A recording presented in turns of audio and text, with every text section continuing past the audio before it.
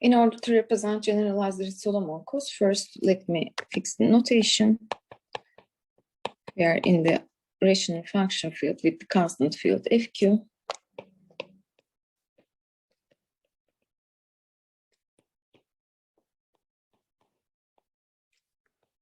And we denote pairwise distinct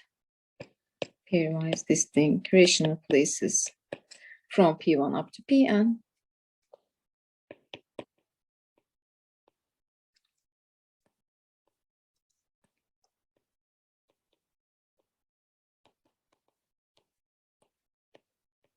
It means their residue class field is isomorphic to constant field FQ. And more formally, we will denote these rational places in terms of a divisor D. And for a divisor G,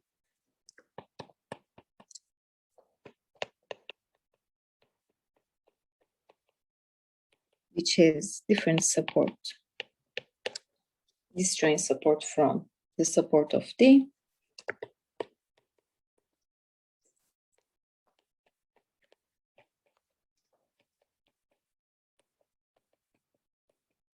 We are interested in the evaluations of the functions from L of G in each residue class field FPI.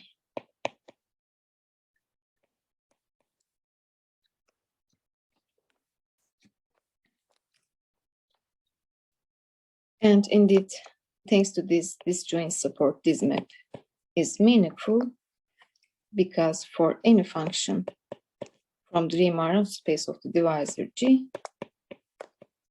we know that its poles and zeros are described in G, and since it has different disjoint support from D, F cannot have any pole at Pi.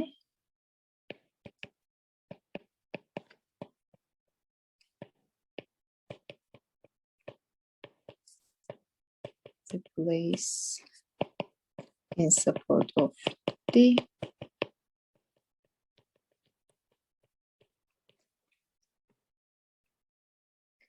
And now we want to understand the case for the Solomon-Coase. We describe, in their description, its length is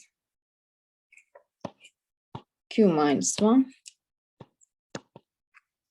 because we consider the distinct places as the powers of the primitive element of the constant field FQ. And here we want to understand what happens if n is less than or equal to Q, or can we consider the length by considering the all rational places in the rational function field FQ of X. And still, like in the previous case, so in the construction of the Solomons, we consider G as K minus 1 P infinity. K is given in advance, but we can also work with any divisor G of degree K minus 1 because we can use the equivalence G and K minus 1 P infinity, and we can explicitly write the basis of the L of G. So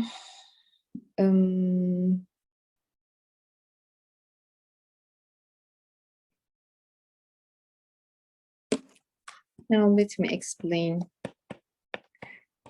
If we suppose length is less than or equal to size of the base field FQ, then we always know that since we have Q plus 1 rational places, we can always know there exist distinct elements from FQ which will allows us to consider the rational places, corresponding rational places. And for generalized Solomon codes, we can also consider some distinct non-zero elements from the finite field. Let me denote them by V1 up to Vn, and they are not necessarily distinct.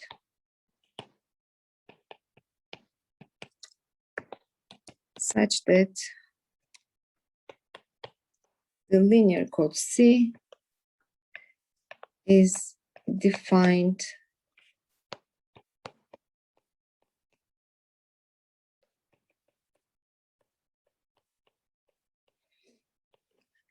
as the multiplication of the evaluations of each polynomials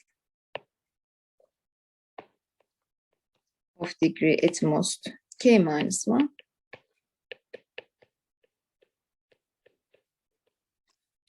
times these given non-zero elements Vi's.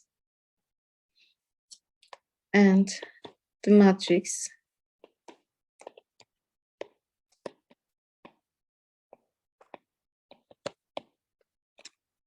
whose rows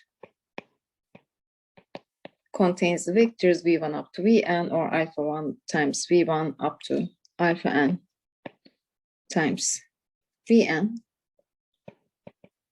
or simply the products of the powers of the alpha i's and Vi's,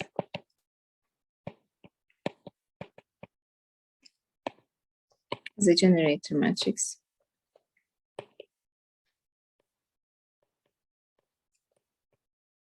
for C.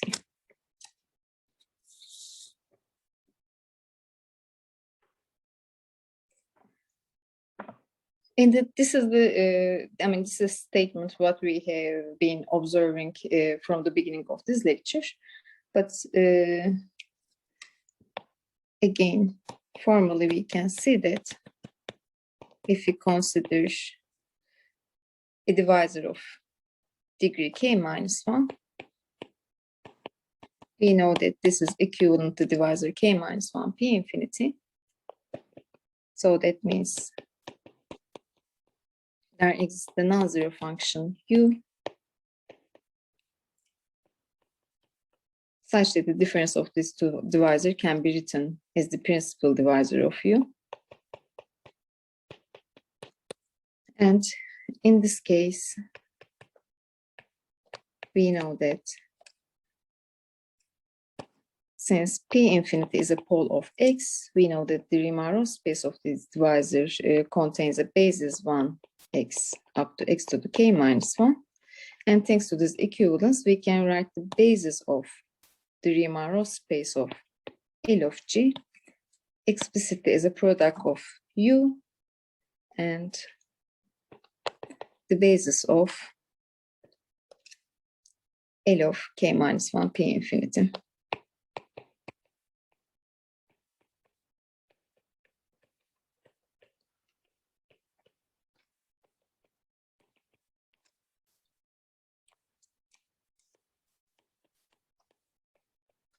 And thanks to this explicit description of the basis,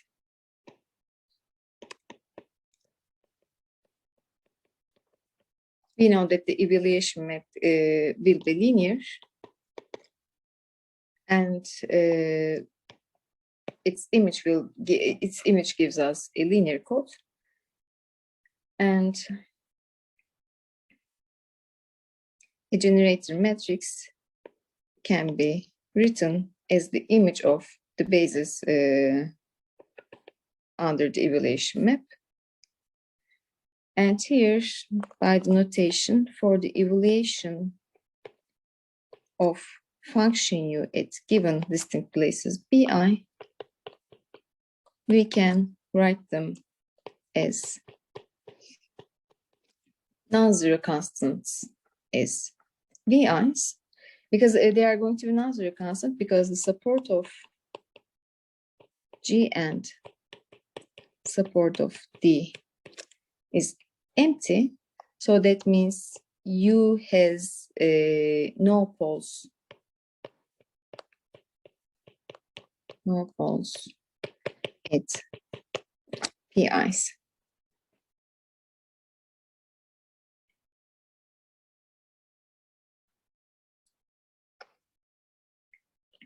No poles and no zeros, indeed. No poles and no zeros. And that means VPI of U is 0. UPI is supposed to be a constant, non-zero constant in FQ star. And by this notation, indeed, we can write the generator matrix with the first row V1 up to Vn and V1 x P1 Vn x Pn.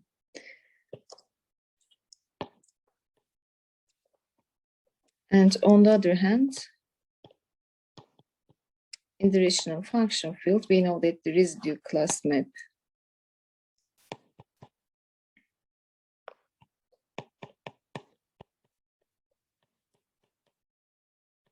indeed will be the evaluation of the corresponding linear factor for the place. So x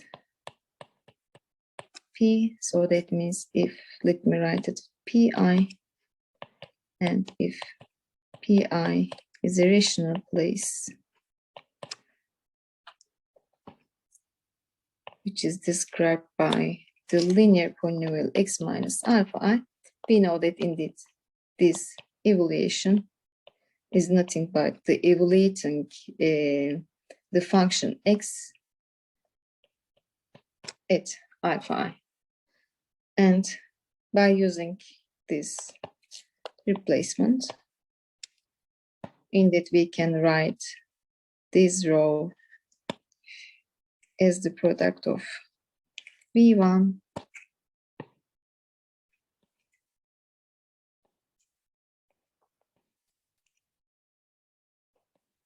alpha 1 Vn alpha n, because we are evaluating alpha i's at x, and similarly we are evaluating this alpha i's x to the k minus 1.